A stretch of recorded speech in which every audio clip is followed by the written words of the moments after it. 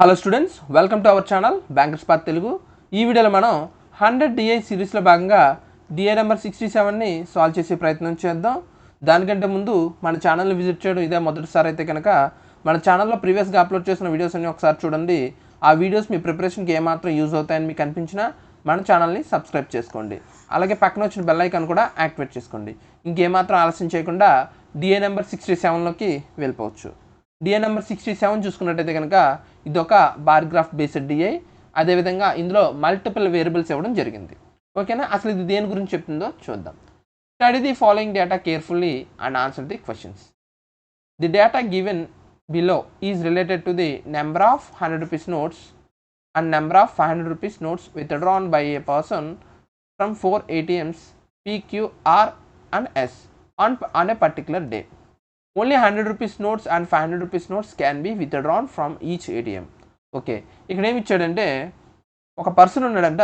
ఆ పర్సన్ 4 ఏటీఎంల నుంచి 4 వేర్వేరు ఏటీఎంలో, ఆ ఏటీఎంస్ పేరేంటి PQR అండ్ S అనే 4 ఏటీఎం నుంచి ఒక రోజు అమౌంట్ విత్డ్రా చేశాడు. ఆ అమౌంట్ నెంబర్ ఆఫ్ 100 rupees నోట్స్లోను నెంబర్ ఆఫ్ 500 rupees నోట్స్లోనూ వచ్చింది.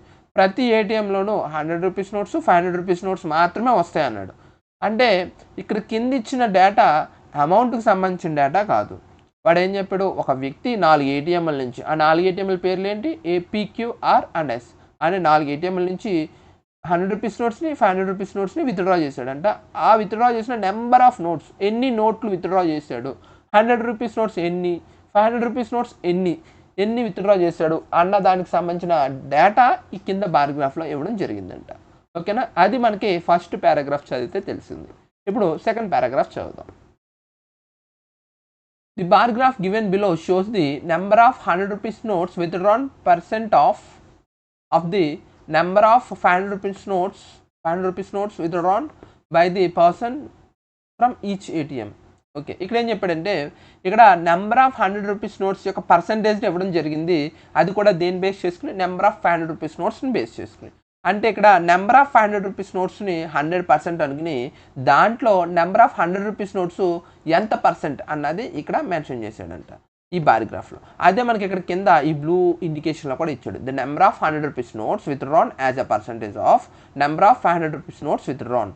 అంటే ఇక్కడ నెంబర్ ఆఫ్ 500 rupees నోట్స్ని 100%గా తీసుకుని, ఇది number of 500 rupees notes, number of 500 rupees నోట్స్ని 100%గా తీసుకుని 100 rupees నోట్స్ ఎంత పర్సెంట్ ఉన్నాయి అనేది ఇక్కడ మనకి మెన్షన్ చేశాడంట.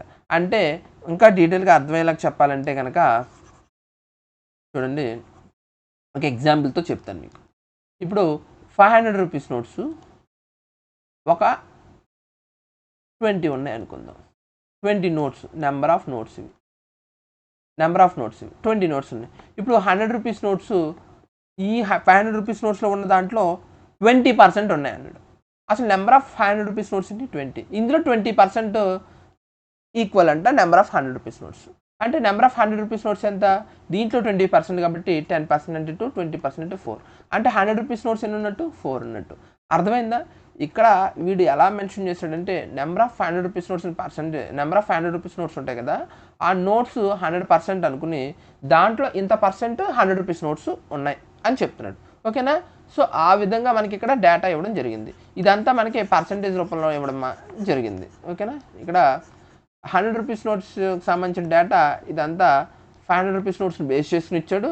ఇదంతా పర్సెంటేజ్లో ఇవ్వడం జరిగింది. ఓకేనా, ఓకే. ఇప్పుడు ఆ విధంగా చూసుకున్నట్టయితే మనకి ఫుల్ డేటాకి సంబంధించిన ఒక క్లియర్ కట్ ఐడియా అయితే వచ్చేస్తుంది కదా. ఇప్పుడు మనం సరిగ్గా చూసుకుంటే ఒక టేబుల్ని డ్రా చేసుకోవచ్చు. ఒక టేబుల్ని డ్రా చేసుకున్నట్టయితే కనుక ఒక ఎంటీ స్లైడ్ తీసుకుంటాను, వెయిట్. ఓకే, ఇక్కడ నేను ఒక టేబుల్ని డ్రా చేసుకుంటా. ఫస్ట్ మనకున్న ఏటీఎంస్ ఏంటి PQR అండ్ S.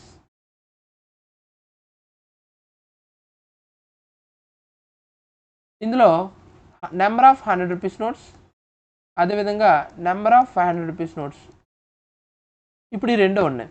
వీటికి సంబంధించిన డేటానే మనం ఇందులో ఫిల్ చేయాలి. నెంబర్ ఆఫ్ 100 rupees నోట్స్ అలాగే నెంబర్ ఆఫ్ 500 rupees నోట్స్కి సంబంధించిన డేటా మాత్రమే రాయాలి. ఓకేనా, అది గుర్తు, అమౌంట్ కాదు. ఓకే, ఇప్పుడు చూద్దాం. ఇప్పుడు చూసినట్టయితే మనకి ఇక్కడ నోట్స్ కూడా ఇచ్చాడు కింద. నోట్స్ చూసుకున్నట్టయితే కనుక ఫస్ట్ నోట్ చూద్దాం. The number of 100 rupees notes withdrawn from ATM P and Q are 18 and 9 respectively. Okay, వాడు ఏం చెప్పుడు, number of the number of 100 rupees notes withdrawn from ATM P and Q is 18 and 9 respectively. ఇక్కడ number of 100 rupees notes ATM Pలో 18 notes అంట, 18 notes అంట. అదేవిధంగా number of 100 rupees notes ATM Qలో 9 notes ఉన్నాయి, 9 నోట్స్ వచ్చినాయి. ఇది వాడు ఫస్ట్ నోట్లో మనకి మెన్షన్ చేశాడు. ఇప్పుడు సెకండ్ నోట్ చూసుకుందాం. సెకండ్ నోట్ చూసుకుంటే the number of 500 rupees notes withdrawn from ATM P is 4 more than that withdrawn from ATM Q. Okay, ఇక్కడ 500 రూపీస్ నోట్స్ గురించి ఇచ్చాడు. Number of 500 rupees notes ATM Pలో 4 ఎక్కువ అంట. ఎవరితో కంపేర్ చేస్తే ATM Qలో నెంబర్ ఆఫ్ 500 రూపీస్ నోట్స్తో కంపేర్ చేస్తే ATM Qలో number of 500 rupees notes a అనుకుంటాను నేను. ATM Pలో దానికంటే 500 రూపీస్ నోట్స్ ఒక 4 ఎక్కువ రావాలి కదా, అప్పుడు ఏమవుద్ది A+4 అవుద్ది. ఓకేనా. నెక్స్ట్ ఇప్పుడు నోట్ 2 అయిపోయింది. నోట్ 3 చూసుకుందాం. నోట్ 3 చూసుకున్నట్టయితే the ratio of X to Y is equal to 3:1. అంటే ఎక్స్కి వైకి రేషియో 3:1 అని ఇచ్చాడు. X/Y ఈజ్ ఈక్వల్ టు 3:1 అవుతుంది. క్రాస్ మల్టిప్లికేషన్ చేసినట్టయితే కనుక X is equal to 3Y అవుతుంది. X ప్లేస్లో 3Y పెట్టుకోవచ్చా మనం? ఖచ్చితంగా పెట్టుకోవచ్చు. ఇక్కడ మనం ఇదంతా పర్సంటేజ్లో ఇచ్చాడు కదా, ఇక్కడ 5X అని ఇచ్చాడు. ఈ 5X ప్లేస్లో మనం 3Y అని పెట్టుకోవచ్చా? ఈ 5X ప్లేస్లో X ప్లేస్లో 3Y అని పెట్టుకోవచ్చా? అప్పుడు ఇది ఎంత అవుతుంది? ఇది ఎంత పర్సంటేజ్ అవుతుంది? ఇది పర్సంటేజ్లో ఇచ్చాడు. X ప్లేస్లో మనం వైని వేరియబుల్ ఒకే వేరియబుల్లోకి మార్చేద్దాం అనుకుంటున్నాం ఇవన్నీ.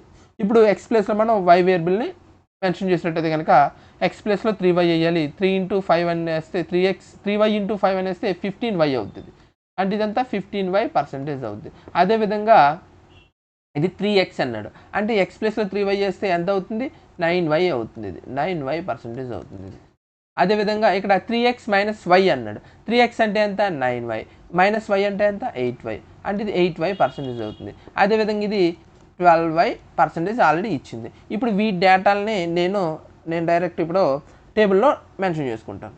ఇక్కడ ఇది 15Y పర్సంటేజ్, ఇది 9Y పర్సంటేజ్, ఇది 8Y పర్సంటేజ్, ఇది 12Y పర్సంటేజ్. ఈ పర్సంటేజ్లు ఎవరితో కంపేర్ చేశాడు?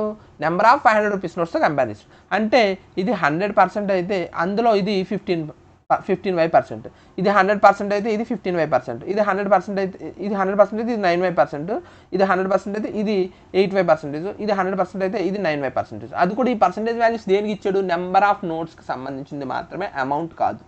చాలామంది అమౌంట్ అని కొంచెం కన్ఫ్యూజ్ అవుతారు. అమౌంట్ కాదు, number of 100 rupees notes and 500 rupees notes.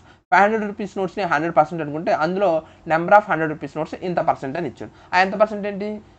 ATM Pలో చూసుకున్నట్టయితే 500 రూపీస్ నోట్స్ 100% అయితే అందులో 15Y% 100 రూపీస్ నోట్స్ ఉంటాయంట.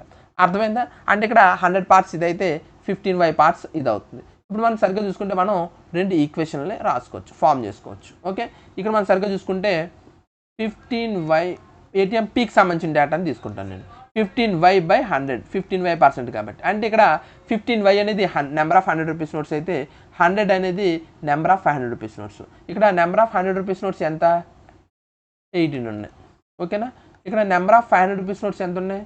4X కాదు, A+4 ఉన్నాయి. అంతేనా? A+4 ఉన్నాయి.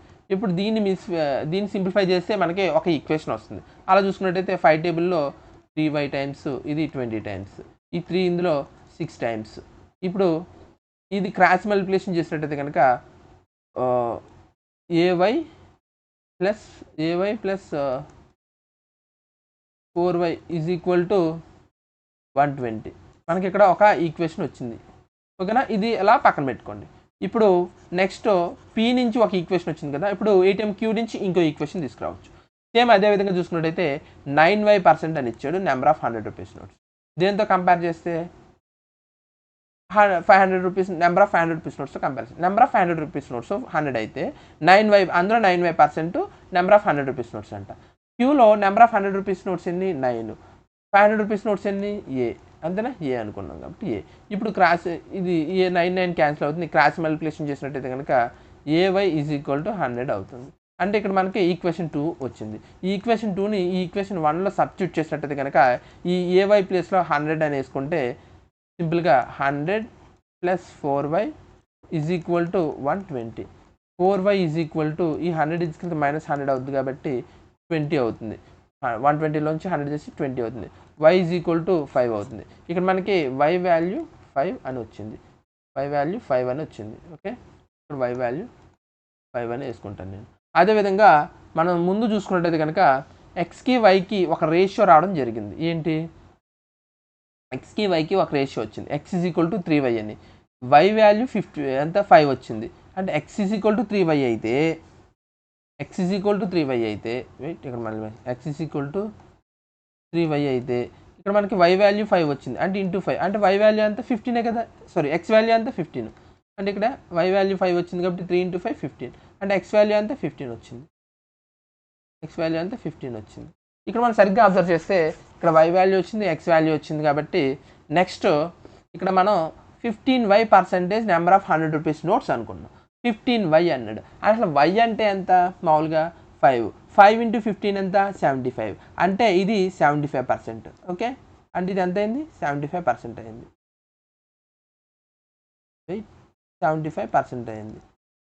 ఏది 100% అయితే ఇది 100% అయితే ఇది 75% అయింది. అంటే దాని అర్థం ఇది 3 పార్ట్స్ అయితే ఇది 4 పార్ట్స్. 3 పార్ట్స్ అనేది అందులో 75%. 3 పార్ట్స్ 75% కదా, సింప్లిఫై చేసుకుంటున్నాను. అంటే మీకు అందరికీ అర్థమయ్యేలా చెప్తాను. 75% అనేది 18 నోట్స్కి ఈక్వల్.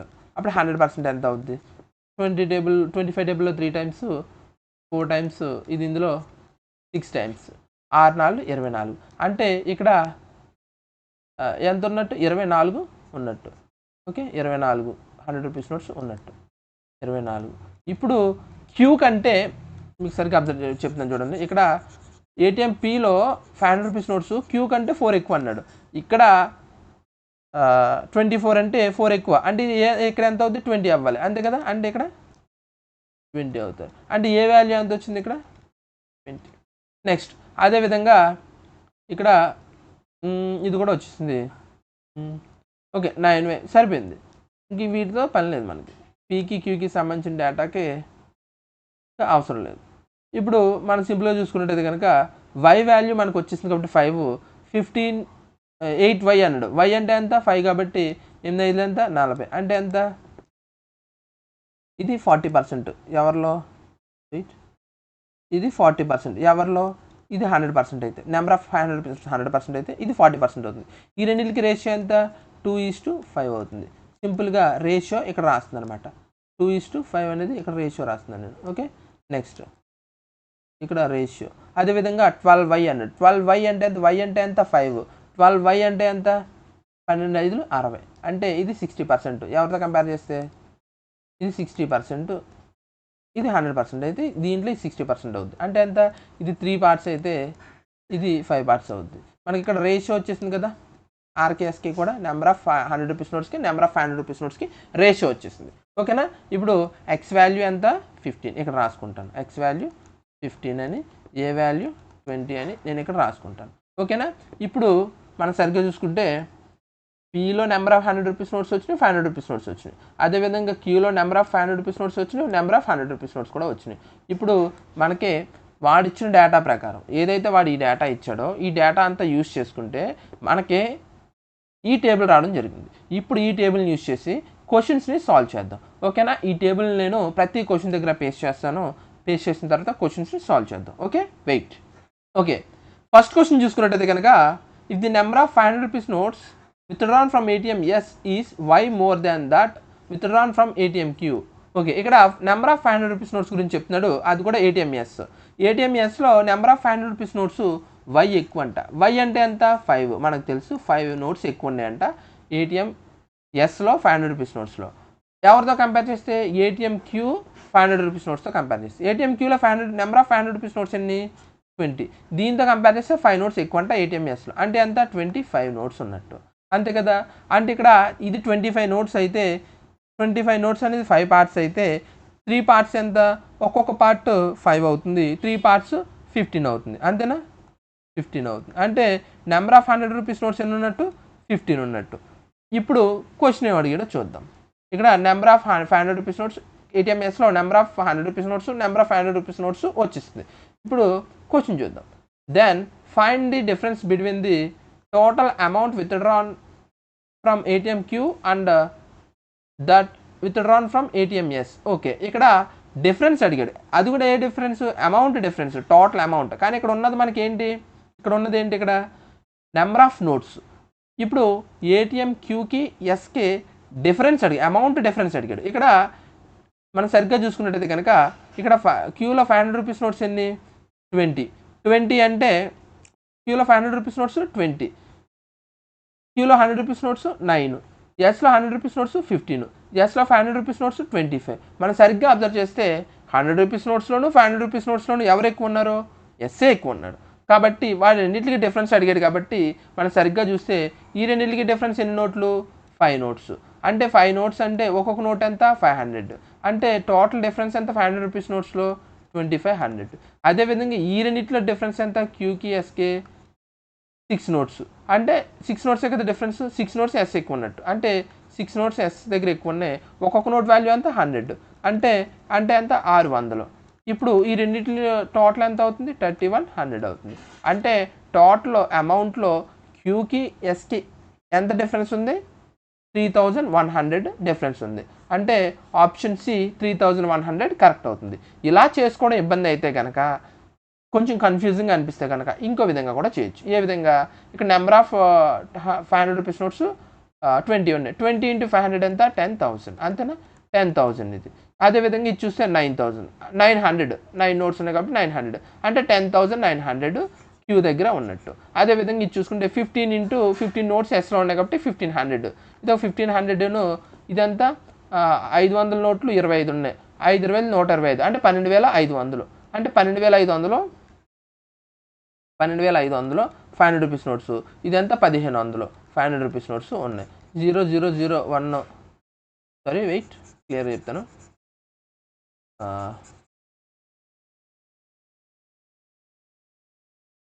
25 నోట్స్ కదా.